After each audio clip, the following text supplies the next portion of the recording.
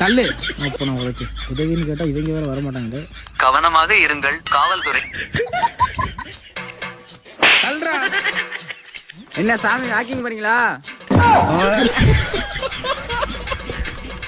அவரை ஏனே அடிக்கிற?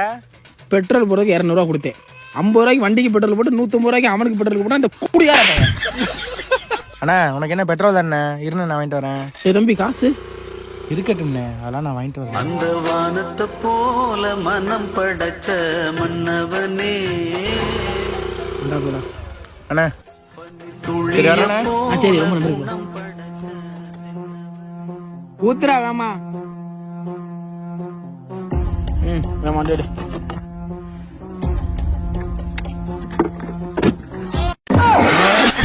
துன்பம் வரும் வேளையிலே சிரிங்க என்று சொல்லி வச்சார் வள்ளுவர் சரிங்க.